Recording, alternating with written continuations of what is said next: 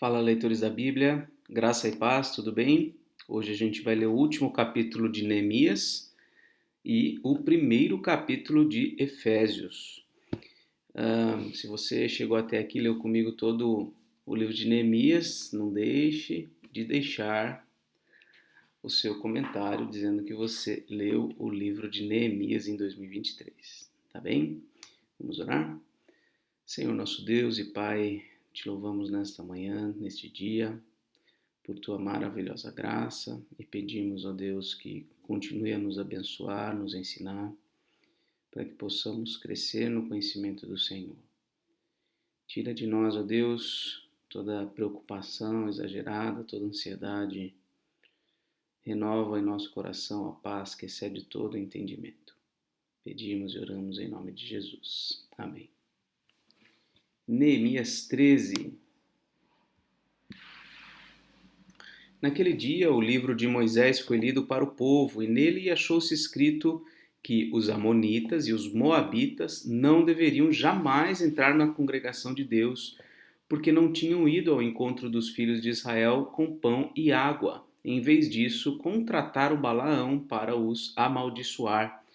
Mas o nosso Deus transformou a maldição em bênção. Quando os israelitas ouviram esta lei, afastaram de Israel todos os estrangeiros. Então, naquele contexto, tinham os amonitas, tinham os moabitas, misturados ali no povo, e eles então afastaram, né, todos esses estrangeiros. Antes disso, o sacerdote Eliasibe, encarregado dos depósitos do templo do nosso Deus, parente de Tobias, havia cedido para este uma grande sala. Anteriormente era ali que se depositavam as ofertas de cereais, o incenso, os utensílios e os dízimos dos cereais, do vinho e do azeite, que eram destinados aos levitas, cantores e porteiros, bem como as contribuições para os sacerdotes. Então, esse Tobias, a gente já leu sobre ele, alguém que trouxe alguns problemas, algumas dificuldades, mas ele tinha bons relacionamentos, então acabava sendo favorecido dentro de Israel. Versículo 6. Mas quando isso aconteceu, eu não estava em Jerusalém, porque no 32º ano de Artaxerxes, rei da Babilônia, eu tinha voltado para junto do rei. Mas depois de certo tempo, pedi licença ao rei e voltei para Jerusalém. Então soube do mal que Eliasibe havia feito para beneficiar Tobias, cedendo-lhe uma sala nos pátios da casa de Deus. Isso me deixou tão irritado que atirei todos os móveis de Tobias para fora da sala. Então ordenei que purificassem as salas e coloquei ali outra vez os utensílios da casa de Deus com as ofertas de cereais e o incenso. Então, enquanto o Neemias, servo de Deus, se afastou por um tempo, porque, lembrando, ele era empregado do rei, né, da Pérsia ou da Babilônia, enfim, enquanto ele saiu, colocaram Tobias para morar na casa do Senhor. Quando ele voltou, ele expulsou Tobias dali. Também soube que as porções dos levitas não estavam sendo dadas a eles, de maneira que os levitas e os cantores que faziam o serviço tinham fugido, cada um para o seu campo. Então repreendi os magistrados e perguntei: por que a casa de Deus ficou abandonada? Reuni os levitas e os cantores e os restituí aos seus postos. Então todo o Judá trouxe os dízimos dos cereais, do vinho e do azeite aos depósitos. Por tesoureiros dos depósitos, pus Selemias, o sacerdote, Zadok, escrivão, e um levita chamado Pedaías, como assistente deles, pus Anã, filho de Zacur, filho de Matanias. Estes homens foram achados fiéis e ficaram encarregados de distribuir as porções entre os seus irmãos. Então, olha só, quando ele saiu, tudo se desorganizou. Tudo se desorganizou. A porção que deveria ser dada aos levitas não estavam sendo dadas a eles.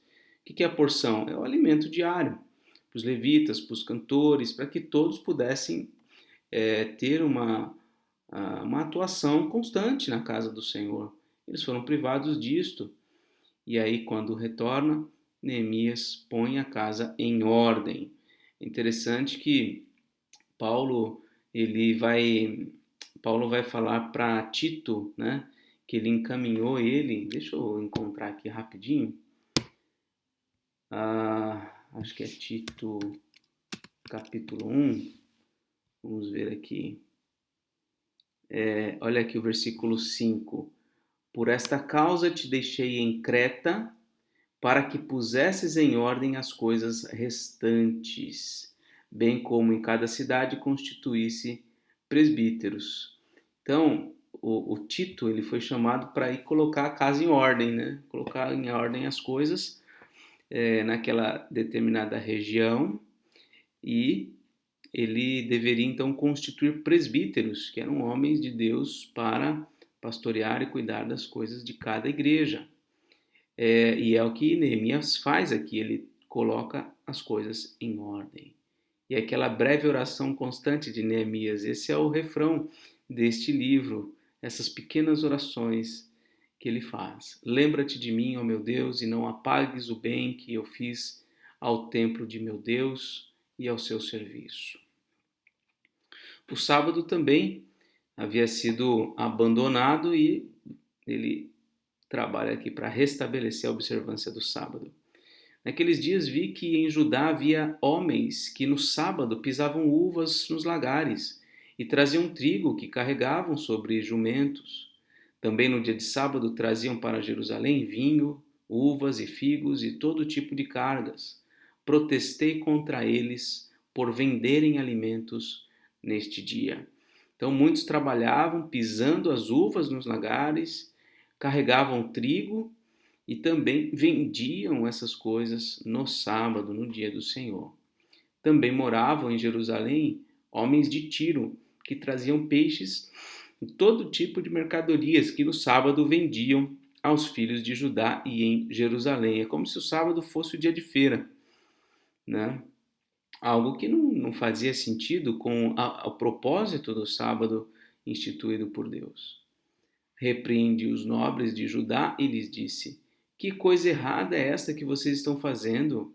Estão profanando o dia de sábado, porque acaso os pais de vocês não fizeram o mesmo, levando o nosso Deus a trazer todo este mal sobre nós e sobre esta cidade, e vocês ainda estão trazendo ira maior sobre Israel, profanando o sábado.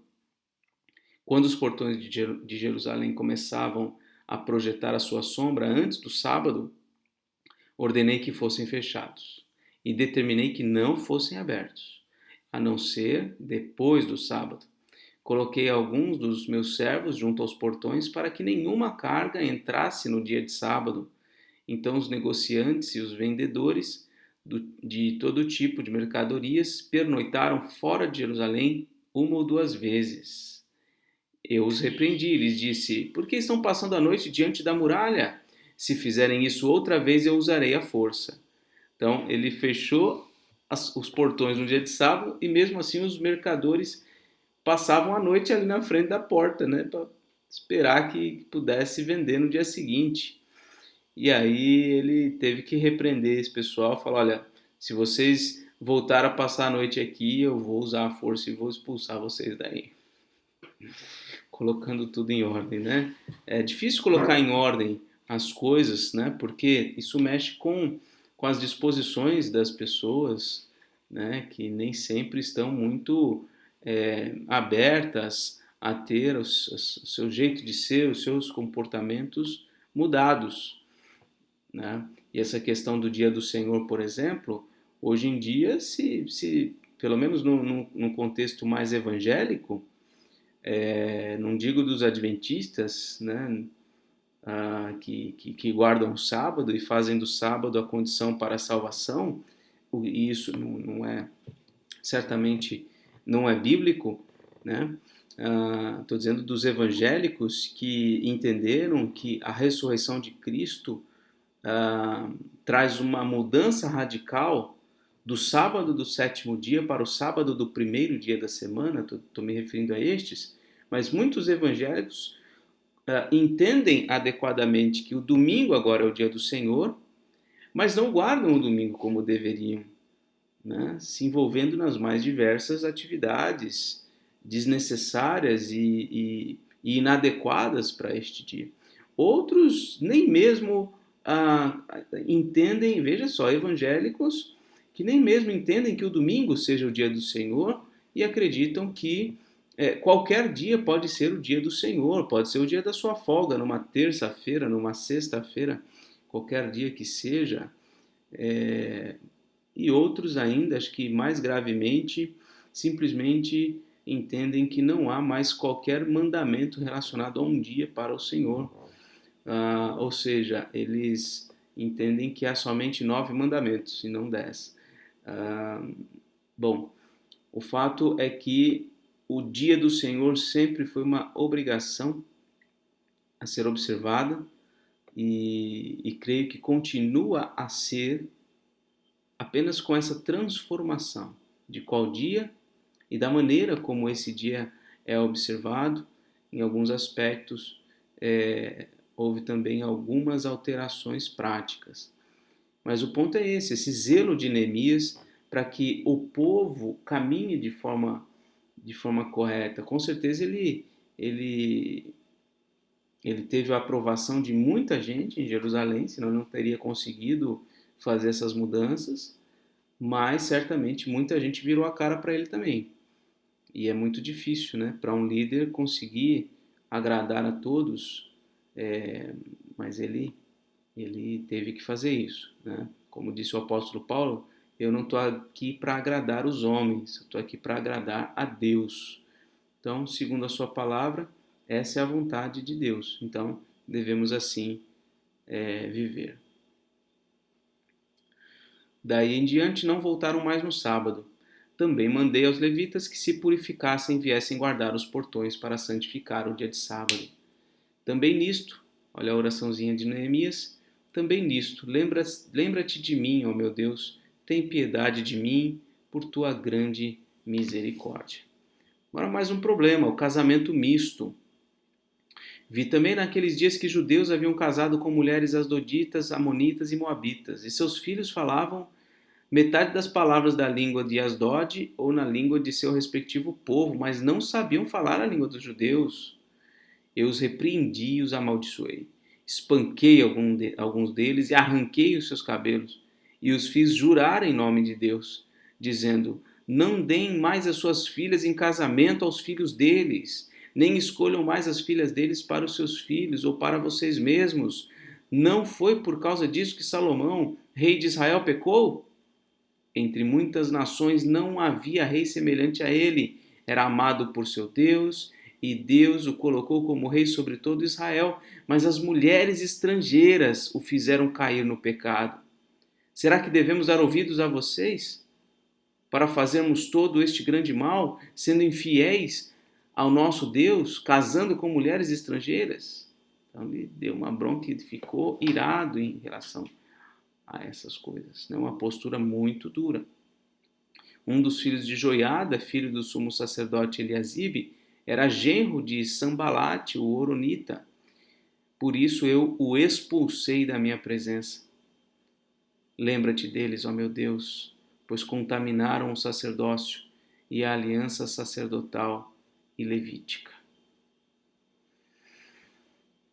E por fim, o encerramento do livro de Neemias. Assim eu os purifiquei de tudo que era estrangeiro e organizei o serviço dos sacerdotes e dos levitas, cada um na sua função. Organizei também o fornecimento de lenha em tempos determinados, bem como das primícias. Lembra-te de mim, ó meu Deus, para o meu bem. Livro muito interessante, lições preciosas de liderança, né? Certamente essa não é uma lição para nós, né? Espancar algumas pessoas, arrancar os seus cabelos, acho que isso com certeza não é uma lição, apenas uma descrição, né, do que aconteceu.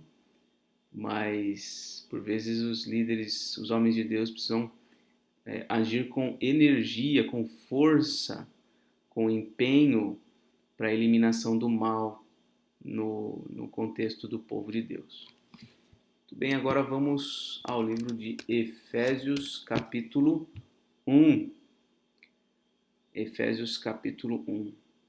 Essa carta O apóstolo Paulo escreve para a igreja de Éfeso, uma carta que tem como tema primordial a igreja, o corpo de Cristo, né? Uma igreja gloriosa, uma igreja que reúne gente de todos os lugares do mundo. A primeira parte da carta, do capítulo 1 ao 3, são lições teológicas, são descrições da verdade do Evangelho, a respeito da igreja, da união do povo de Deus, de como a igreja é formada, como a igreja é sustentada. E depois do capítulo 4 ao 6 são diversas orientações práticas à igreja. Então vamos à leitura. Paulo, apóstolo de Cristo Jesus, pela vontade de Deus, aos santos que vivem em Éfeso e são fiéis em Cristo Jesus. Que a graça e a paz de Deus, o nosso Pai, e do Senhor Jesus Cristo estejam com vocês. Aqui do versículo 3 até o 14, nessa tradução nós vemos ponto e ponto, tá vendo? Ponto final, no final de algumas frases, mas na língua grega, no texto original, não há ponto final, não há sequer um sinal de interrupção desde o versículo 3 até o versículo 14. É como se Paulo fosse falando, encadeando uma coisa na outra, sem mudar de assunto, sem qualquer pausa, como que fluindo realmente palavras a respeito de Deus e dos benefícios que vêm de Deus sobre a igreja. Então ele diz: Bendito seja o Deus e Pai de nosso Senhor Jesus Cristo, que nos abençoou com todas as bênçãos espirituais nas regiões celestiais em Cristo. Antes da fundação do mundo, Deus nos escolheu nele para sermos santos e irrepreensíveis diante dele. Em amor nos predestinou para ele, para sermos adotados como seus filhos, e por meio de Jesus Cristo, segundo o propósito de sua vontade, para louvor da glória de sua graça que ele nos concedeu gratuitamente no amado. Nele temos a redenção pelo seu sangue, a remissão dos pecados segundo a riqueza da sua graça, que Deus derramou abundantemente sobre nós em toda sabedoria e entendimento.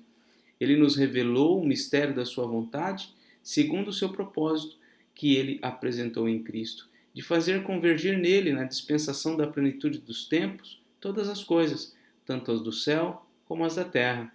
Em Cristo fomos também feitos herança, predestinados segundo o propósito daquele que faz todas as coisas conforme o conselho da sua vontade, a fim de sermos para louvor da sua glória, nós os que de antemão esperamos em Cristo. Nele também vocês, depois que ouviram a palavra da verdade e o evangelho da salvação, tendo nele também crido, receberam o selo do Espírito Santo da promessa. O Espírito é o penhor da nossa herança até o resgate da sua propriedade em louvor da sua glória. Então, alguns destaques interessantes, né? Primeiro ele fala de Deus o Pai e das bênçãos oriundas dele, né? Então, Deus e Pai, por ele, né, vêm as bênçãos espirituais nas regiões celestiais em Cristo. Quais são as bênçãos espirituais aqui descritas? Mais diretamente vindas do Pai, o fato dele ter nos escolhido, né? O fato dele ter nos predestinado, o fato dele ter nos adotado, e tudo para louvor da glória da sua graça, que ele nos concedeu no amado, né? E aí vem as bênçãos, mais particularmente oriundas de Cristo. Nele temos, aí vamos lá, as bênçãos, a redenção, a remissão dos pecados, né? Ele nos revelou o mistério da sua vontade. Que mais aqui? Em Cristo fomos feitos herança, predestinados segundo o seu propósito. E aí o refrão, a fim de sermos para louvor da sua glória. E aí no finalzinho aqui vai falar do Espírito Santo. Quem recebe Cristo recebe também o selo do Espírito Santo, da promessa, que é o penhor da nossa herança. Então, Deus Pai, Deus Filho e Deus Espírito Santo. Isso vai aparecer algumas vezes no pensamento de Paulo, muito presente a ideia da Trindade, né? O Pai, o Filho e o Espírito Santo. Algumas vezes que isso aparecer, eu vou tentar mostrar para vocês. E esse refrãozinho que encerra cada uma das pequenas etapas, né? Aqui é o versículo 6. Para louvor da glória de sua graça. Versículo 12. A fim de sermos para louvor da sua glória. E aqui o final do versículo 14. Em louvor da sua glória. Encerra assim as três partes, né? Aqui desse trecho. Agora, versículo 15. Uma oração. Por isso também eu, tendo ouvido a respeito da fé que vocês têm no Senhor Jesus e do amor para com todos os santos, não cesso de dar graças por vocês, mencionando-os nas minhas orações. Peço ao Deus de nosso Senhor Jesus Cristo, o Pai da glória, que conceda a vocês espírito de sabedoria e de revelação no pleno conhecimento dele. Peço que ele ilumine os olhos do coração de vocês, para que saibam qual é a esperança da vocação de vocês, qual é a riqueza da glória da sua herança nos santos, e qual é a suprema grandeza do seu poder sobre nós, os que cremos, segundo a eficácia da força do seu poder. Ele exerceu esse poder em Cristo, ressuscitando-o dentre os mortos e fazendo-o assentar à sua direita nas regiões celestiais, acima de todo principado, potestade, poder, domínio e de todo nome que se possa mencionar, não só no presente século, mas também no vindouro, e sujeitou todas as coisas debaixo dos pés de Cristo, para ser o cabeça de todas as coisas, o deu à igreja, o qual é o seu, a qual é o seu corpo, a plenitude daquele que a tudo enche em todas as coisas. Então, que uma oração ele pede a Deus e Pai que conceda aos crentes de Éfeso espírito de sabedoria, espírito de revelação no pleno conhecimento de Cristo. Ele pede também que sejam iluminados os olhos do coração deles, para que eles pudessem saber, tomar conhecimento da esperança da vocação que eles receberam, também para que eles pudessem saber qual é a riqueza da glória da herança que eles têm junto com os santos. E também saber qual é a grandeza, a suprema grandeza do poder dele sobre nós. Olha só que oração interessante, né? Paulo pede que o Pai conceda a nós, a igreja, no caso especificamente aqui a igreja de Éfeso, mas a nós também, certamente, que nós recebamos a iluminação e a revelação de Deus no nosso entendimento, para a gente perceber as bênçãos espirituais que nós temos, a esperança da nossa vocação, a riqueza da glória da nossa herança e a suprema grandeza do poder de Deus sobre a nossa vida. Olha só, segundo a eficácia da força do seu poder na nossa vida. E poder esse que ele exerceu em Cristo, ressuscitando dentre os mortos e fazendo-o sentar à direita do Pai. Quer dizer, esse poder que opera eficientemente na nossa vida é o mesmo poder que foi exercido em Cristo para fazê-lo ressuscitar e foi exercido em Cristo fazendo-o ser elevado aos céus e se assentar à direita do Pai nas alturas. Então, ele pede que nós tenhamos consciência desse poder que age eficientemente na nossa vida, né? Então, ele termina falando de Cristo, que recebeu domínio sobre tudo, foi tudo colocado debaixo dos pés de Cristo, e para que ele seja Senhor de todas as coisas, ele foi dado à igreja como seu cabeça. Então, esse foi o primeiro capítulo da carta de Paulo aos Efésios. E essa leitura é publicada no dia 31 de outubro, que, aliás, é um dia muito importante para as igrejas reformadas, por se tratar da data de comemoração da Reforma. Dia 31 de outubro de 1517 foi a data em que Martinho Lutero fixou as 95 teses na Catedral de Wittenberg e acabou gerando um grande movimento reformado, né? Tão importante para um redirecionamento dos rumos da igreja. Deus usou Martinho Lutero e muitos outros que o precederam e muitos outros que o sucederam para realizar esse movimento de retorno às Escrituras Sagradas. Então, se hoje nós podemos diariamente ler as Escrituras na nossa língua, no nosso idioma, podemos fazer isso com liberdade, temos o entendimento de que prevalece a autoridade bíblica sobre a autoridade de qualquer pastor, qualquer pessoa, né? E que a autoridade deles, na verdade, é derivada da autoridade bíblica. Esse entendimento é um entendimento oriundo da Reforma Protestante, né? Para os católicos que não foram afetados ou foram afetados minimamente com os princípios e valores da Reforma, para eles a autoridade há várias autoridades sobre a sua vida, né? Eles creem que a Bíblia seja a palavra de Deus, mas há outros poderes que determinam qual deve ser o seu pensamento, a sua consciência, a sua prática, como, por exemplo, o papado, né? As decisões diversas da tradição e tudo mais. E a Bíblia não é a autoridade suprema sobre o pensamento daquele grupo religioso, nem mesmo de muitas seitas evangélicas ou supostamente evangélicas que, embora utilizem a Bíblia, também admitem a autoridade equiparada da Bíblia de outros profetas, de outros autores extra-bíblicos. Isso representa, né, um erro do nosso ponto de vista, porque a palavra de Deus, a Bíblia, é a única regra de fé e de prática para a nossa vida. Então, somos herdeiros de um pensamento reformado. É claro que Martinho Lutero não foi o homem perfeito, não foi o Cristo, nem mesmo João Calvino, que é da linha teológica com a qual nós nos alinhamos mais, né? Pelo menos eu e a Igreja Presbiteriana do Brasil.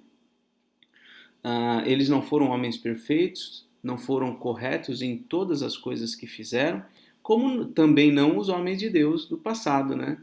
Se a gente observar a conduta de Paulo ou até de Neemias, como a gente viu hoje, embora tivessem o zelo por Deus, nem sempre acertaram em tudo, né?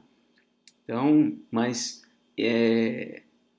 o amor e o apego à palavra de Deus é uma herança da Reforma e nós louvamos a Deus porque naqueles dias aprove o Senhor fazer um movimento grande que mudou a história da igreja, mudou o rumo da história do Ocidente, um retorno à palavra de Deus. E que isso aconteça novamente e continuamente nas nossas vidas e nas nossas igrejas. Sempre devemos nos voltar à palavra de Deus, né? Uma igreja reformada sempre se reformando, no sentido de que nós somos uma igreja bíblica e devemos voltar constantemente à palavra de Deus para reger os nossos comportamentos, para conduzir os nossos pensamentos, ideias, estratégias e atuação no mundo. Muito bem, que Deus nos abençoe, um forte abraço e até mais, se Deus quiser.